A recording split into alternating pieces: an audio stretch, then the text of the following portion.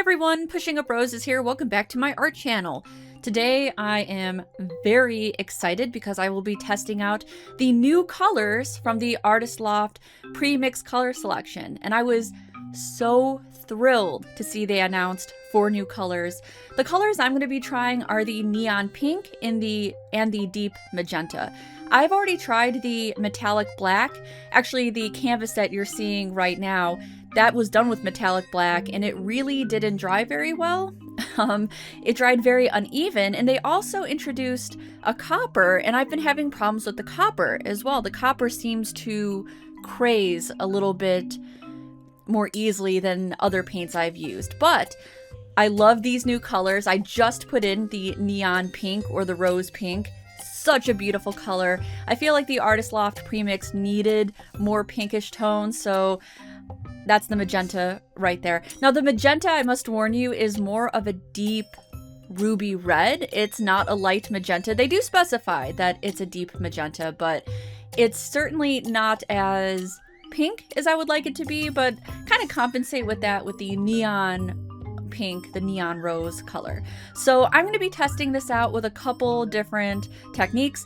First technique I'm doing is the ring pour, and the colors and layering sequence will be in the description below. But for this first ring pour, I am going back and forth with titanium white, violet, neon pink, magenta, and then that's the bright blue, which isn't very bright at all, but that is what it's called. It's called bright blue. The bright blue is more of a very dark ultramarine color. So super excited. So on that canvas that I used, I decided I didn't like it because of the metallic. I do use pink there, so you can kind of see how it dries. But yeah, for some reason, the metallics aren't working out for me. They're beautiful colors, but I was way more excited for the pinks and the magenta.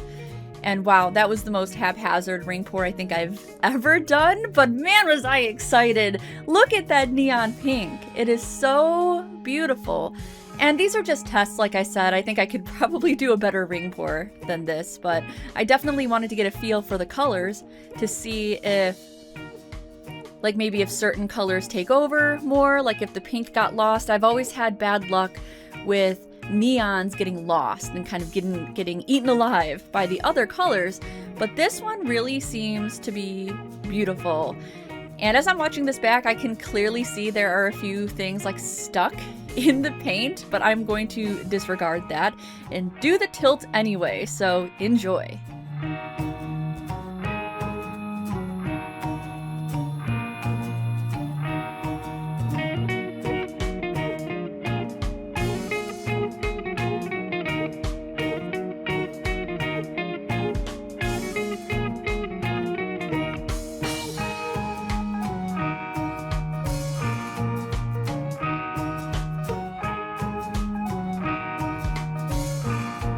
So holy crap, that is really lovely colors. This is exactly what I've wanted and have been desiring from the Artist Loft pre-mixed color selection. I really thought they needed more pink tones, more magenta tones, and this is pretty good. Now the ring pour is not the best ring pour that I've ever done. As you can see, it did get a little wonky. There were a couple like little chunks in the paint, so I tilted those off right away. I think I could probably get a better ring if I had not done that.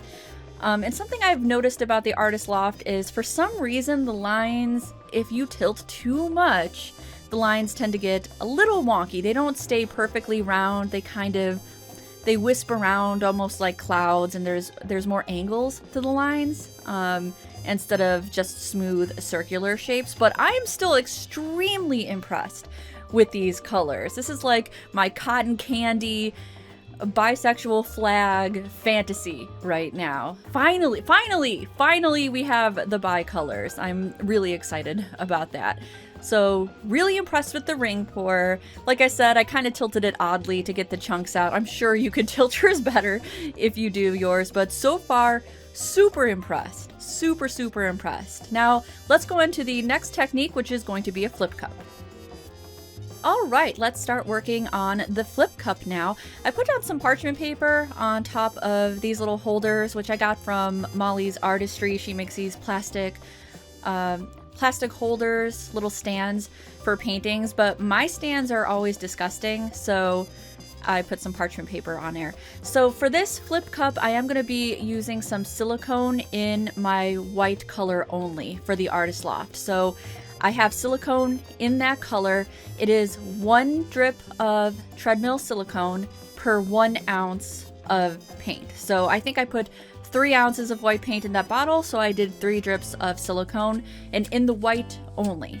So I'm going to start with the white, and now I'm going to layer my cup.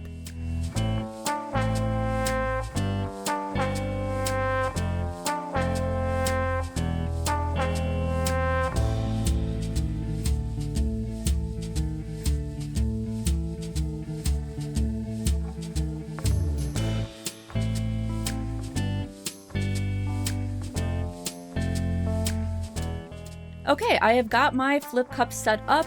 I'm putting it in the corner because I want to do a flip and drag so I can get the other part of the heart.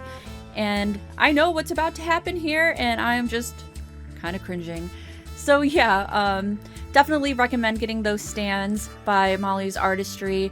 And below the stands, I have my Loli Vefe silicone mat, and I also have Loli Vefe bottles that I use, which are really, really good because they allow me to do ribbons very easily and dot art and puddles very, very easily. So highly recommend all of those things. Not necessary, but it does help with all the techniques and just staying organized in general. Which, by the way, I don't know how y'all are doing, but I organized my entire art space the other day and I'm feeling pretty dang good about it. I will put a picture here. If I don't put a picture here, it's because I forgot or because I'm lazy, but I'm going to try to put a picture in here. So yeah, I did rotate the heart because I wanted to see what I was doing. I'm sure you understand. But I will show you the heart at every angle when it is done. Alright, here we go. No, and right off. I lost so much paint. Ribbons! Hurry with the ribbons! That's what I'm like thinking in my head. It's like, put the ribbons down! Get the ribbons and do the tilt. So yeah, I lost a lot of paint on accident because it flew backwards, but I did have enough paint to do the tilt. And man, when I was doing this tilt, I just kept thinking, this is so beautiful. Like these colors, these ribbons, the way it layered with the flip cup, the Artist Loft premix paint has a lot of transparency to it and you can see the layers on top of each other.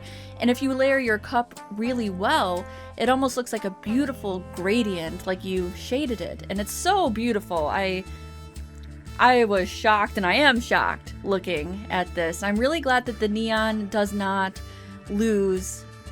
get lost in the other colors, because I've had that happen with other paints. Apparently I got tired of the parchment paper, so I just kind of put it back down. And at this point I'm thinking, I'm not sure I want to touch it. I think I have enough ribbons in there. I'm feeling like I have a lot of transparency. And the reason I put the silicone in there is because I was going to take my heat gun to it and just do a couple cells here and there. I really like that look. It gives it a lot more interest. But I would say you don't need to do that if you don't want to. If you layer your colors right and just add a couple like strategic ribbons, and you can keep adding ribbons even after you're done. I think I had enough because of how many layers you could actually see. You could keep doing that if you want to after the fact as well. But I just wanted to say that and showcase this here, that I actually really liked how this turned out. But I wanted to continue with my experiment because I wanted to see how the cells would look with the neon pink and with the magenta. So as beautiful as I think this is, I think I could maybe replicate it, and I decided to go ahead and get my heat gun set up so I could try to add a couple cells. So I'm just going to go over it with my heat gun. I usually start on lower heat. If I feel like I'm not getting enough cells, I'll put it on the higher heat, but I don't recommend that because the cells with the silicone in there, if you overheat it, you're not going to get the sporadic cells that you want. It's really tough. It's actually really hard to determine because with the lower heat, they pop up a little slower. In fact, with this piece, I was kind of struggling to get the cells to pop up. You can see one right there in the center. It will keep growing. And if you put too many, if you heat it up too much, basically the cells will go crazy. They'll get bigger into each other and they won't keep around shape, which is fine. Like, I like funky cells sometimes, but I also like a few sporadic, kind of lonely circular cells, kind of like the one that's popping up in the center there. I was really hoping those would stay circular. So I'm still not happy, so I'm going at it with higher heat, and I will speed this part up for you so you can see the final product.